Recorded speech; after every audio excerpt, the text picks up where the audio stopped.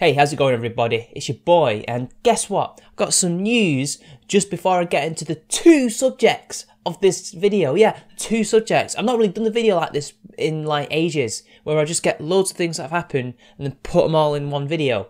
Now, with me is something very interesting. Oh look! 23andMe, it's arrived. In fact, it arrived a lot earlier than I initially planned, but nonetheless it is here. So part 2 of the Ancestry series will be here at some point in the next 6 to 8 weeks. Just so you know. Yeah, let's see how accurate that is. I picked 2 of the most controversial tests for a reason. Now for the next bit of news, you can't really see it, but I've updated, or rather upgraded, some of my sound equipment. It's not the mic is still the same, it's just the accessories I use to make it sound better is being used. I've got 2 pop filters, so if anything goes wrong with one, there's another to stop the pop, essentially. Now, first subject. KUCHERA from Polygon has released an article and he states thusly, "I can't believe we're still blaming video games in 2018. We don't need to give up the First Amendment to protect the Second." Inspiring words from Ben. Let's see what else he has to say about this. Republican Kentucky Governor Matt Bevin used last week's shooting at Marjorie Stoneman Douglas High School in Parkland, Florida as an excuse to argue that the First Amendment protections on speech are important, but maybe less important than the Second Amendment right to keep and bear arms. There are video games that, yes, are listed for mature audiences, but kids play them and everybody knows it, and there's nothing to prevent the child from playing them, Bevin said during the radio interview. They celebrate the slaughtering of people. There are games that literally replicate and give people the ability to score points for doing the very same thing that these students are doing inside of schools, where you get extra points for finishing someone off who's lying there begging for their life. It feels like we've come full circle, with very little progress made since the last time the debate over violent and questionable video games took place in 2011. Politicians like Bevin want to argue that it's too soon to talk about regulating guns following a school shooting that killed 17 people, but it's the perfect time to discuss regulating speech.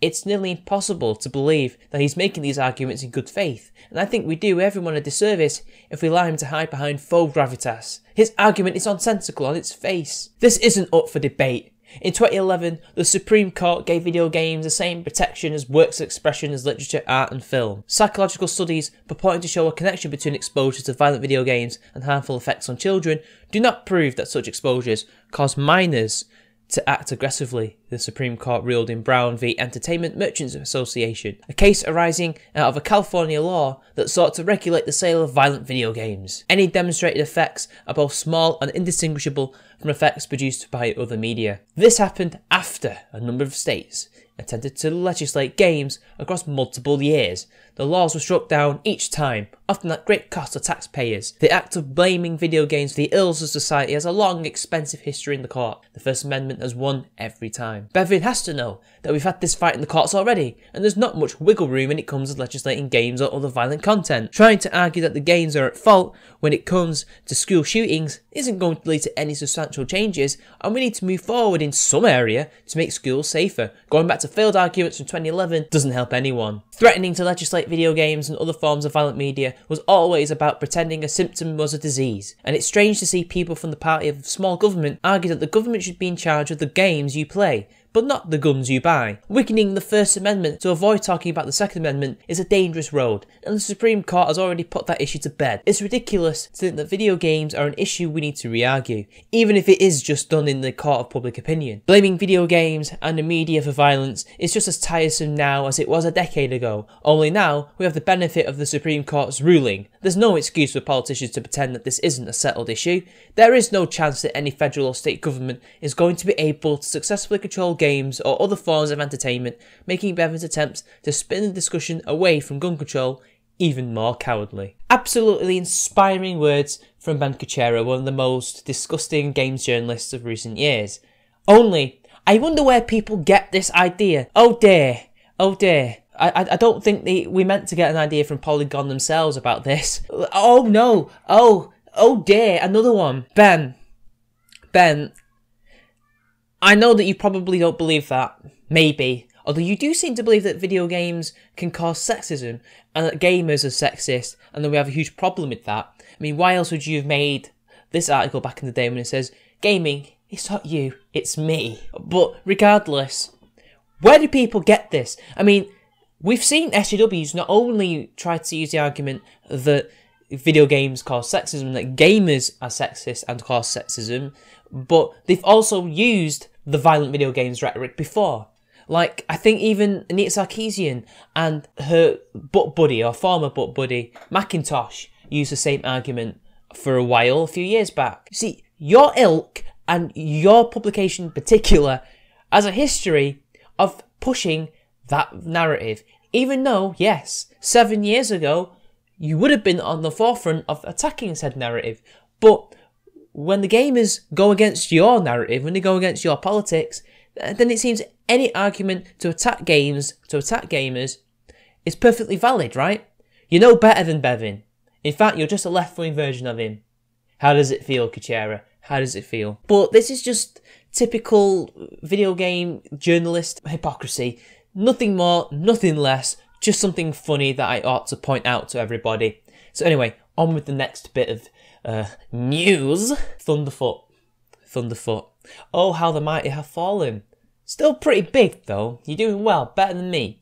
However, it seems that Thunderfoot has been interested, or rather has been, I don't know, asked to intervene on behalf of a certain KRAUT and T. Or, no, wait, no, who's KRAUT and T? No, a Trout and T. That's it. That's the guy. It seems like blood sports is a thing for KRAUT and Thunderfoot now. You see, KRAUT, after the whole thing that went down, he basically decided, I need some self-reflection. So he went back into his man cave, had some self-reflection, and it's pretty clear that whatever self-reflection he had kind of went to the wayside because he's come back only as bad as ever, if not worse, and has decided that he wants to enter the arena of blood sports.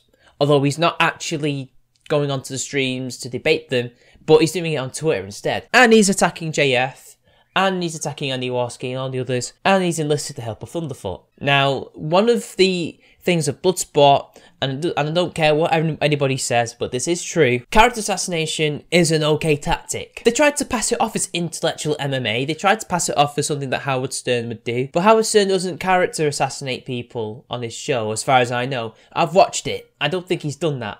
It's more of an interview thing, and back in the day, it was more of a sideshow kind of thing with the crazy characters that are no longer there because he's politically correct these days. But character assassination has become a viable tactic to be used in this this genre. And you can see that in the Baked Alaska streams. You can see that in some of the Andy Warski ones as well. They seem to be perfectly fine with insulting each other. So they're kind of living by the sword. They're only going to die by the sword when Thunderfoot and KRAUT bring up JF's caught history. Now, I don't really care what anybody thinks about that. It is pretty weird and fucked up, if it is to be believed, and it is pretty official.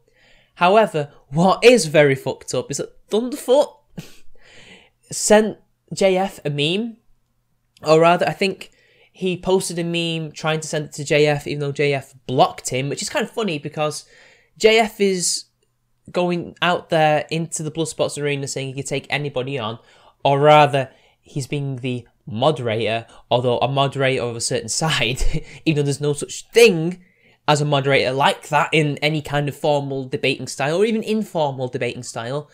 Moderators meant to be impartial and to keep the debate flowing and to keep everybody on topic and to stop them from doing, well, character assassinations. Right, JF? But regardless, he's entered that arena, he's got that sword, he's going to die by that sword, only he decides that it's better block Thunderfoot. Now, from the guy who says he's doing intellectual MMA, that's cowardice. You wouldn't see Conor McGregor block another fighter, or run away from another fighter, or get a bodyguard in between him and the fighter in the ring, now would you? No, he'd kick the shit out of that other guy, because that's his job. That's what Conor McGregor does. That's why he's one of the best, although he's not one of the best boxers. So when he blocks Thunderfoot, that looks like weakness. Now, Thunderfoot pressed the issue and posted this meme to him, only the meme is really shit. And he's done this before. Basically, JF had an autistic woman as his partner, pretty sure. And she got pregnant. And there's loads of just weird drama around it. It's really weird. I don't know really what to believe. There's official court documents. And there's no reason to distrust what it says. But it's like, Thunderfoot only went and posted this meme And the woman that he used, or the girl, I think it was a woman that he used as a picture, was Downs. She was Down syndrome, not autistic. Because, you know, autistic people don't have luck. As crazy as that sounds, we actually don't. It's all in the head, not outwardly expressed. Although, I guess Rett syndrome, which is linked to autism, which mainly appears in women, they do have some physical deformities, but autistic people tend not to. In fact, they don't at all. If they do have any, it's not to do with that. And he posted that, and people have rightly been taking the piss out of him. And also kind of been calling him out for it, because it shows an ignorance, or there's a perceived ignorance on behalf of Thunderfoot. Now, I don't know. I don't think he's necessarily ignorant of it. I think he knows because he is, after all, a scientist. He is a chemist. He must have basic biology lessons. He must have basic, even psychology lessons to some extent as a scientist, because you might need some of those things. You never know. He basically confused the two, but I don't think he would. I think he was doing that on purpose. One, to rile people up and to rile JF up, and three, because he can. But he has apparently done this before. Apparently he has likened autism to sociopathy, whether he meant it or not. Basically, he said that autism is the inability to feel empathy, which is not true, actually. You can feel empathy. I feel empathy every day for sad stories and people that are suffering hard times. It's just, it's expressed differently and or not always expressed because we're socially different. We react to things, because I've got Asperger's, in case you didn't know, in case you couldn't tell.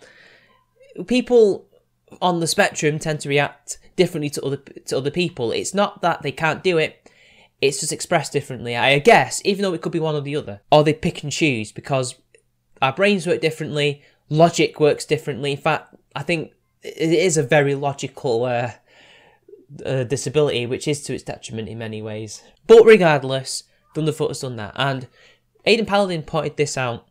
She said that what happened here is hypocrisy, because Thunderfoot, 2 years ago, had his father die of cancer. Very sad, tragic. And the SJWs like Jenny McDermott, Kevin Logan, all those other ones, pretty much all of them, apart from maybe the newer ones like One Janitor and Ranting Feminist, I don't think they were around, or at least in that circle at the time. But they were all, you know, poking fun at him and using it to character assassinate him. They were. They can't deny that. That's what they did. And he can't say 2 years ago that character assassination is wrong, and then now say, oh, it's perfectly fair to do so. And it is hypocritical. Even if you live by the sword, you die by the sword, which I think is probably what Thunderfoot's trying to do. Don't stoop to their low. Come on, Thunderfoot. You've literally put all that out there, and now you've done this. So you shot yourself in the foot, you idiot. I think, really, Thunderfoot, you're the one that's come out looking like more of an idiot than JF has, and what JF has done in the past is reprehensible. Either way, I think everybody in this fucking drama is looking like a fucking idiot at this point. KRAUT is still looking like an unhinged mess. Thunderfoot is just looking like a butthurt idiot. JF is looking like a coward because he's blocking people left, right and centre for bringing up the court case in a negative manner rather than, you know, confronting them. In fact, why doesn't he just make a video, if he hasn't already, or a long tweet where he expresses everything and explains everything and pins it for all the world to see? Why can't he just go out there and actually MMA fight all these people? Come on. He even stopped being a moderator in like the last Warski Live in defence of blood sports in order to get back at those people. Even though I didn't see any of the detractors there, unless some of the guests there were against blood sports. I don't know. It really has, on both sides, degenerated into that fucking behaviour, and I think they need to stop. Andy and JF and all the rest can go and continue their blood sports thing, and KRAUT and Thunderfoot and all the rest of the idiots can just go around, do what they do, trying their hardest to debunk race realism and failing. So there we have it, people. That's the end of the video. Something different. Although, if I'm going to do this another time, I'm not going to put all this shit in, all this drama, all this nonsense. I think I'll just find stories that I didn't manage to cover and just put them all in one video. So it would be a recap series. And maybe if there's something ongoing that I don't have time to make a proper video on, I'll just talk about it briefly in these videos, in these segments. and do it like that. So anyway, don't forget to support me on Make a Support if you want to see me do this full time. Don't forget to smash that fucking like button. Don't forget to comment. Don't forget to share the video. If you want to get notifications 100%, because I know some people haven't been able to see my videos when they get demonetized, do follow the links to my Discord or find my Facebook page. You'll always get notifications there. And until next time, I'll see you later.